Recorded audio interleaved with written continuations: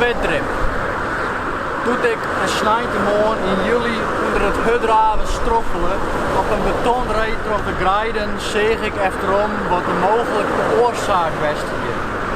Het die blijkbaar net een brede naad, zat ik toch hier maar een zwetdrip. Ik herkende het voort uit mijn tijd toen ik scheermaker wie bij een groot scheermaakbureau en er is het gemeentehuis helemaal in was. Het wie een kliemige drip van een politicus. Troch mijn onderzoekend aard zeg ik voort op Twitter dat 2 deputeren hier op het tandem Delcom dienen.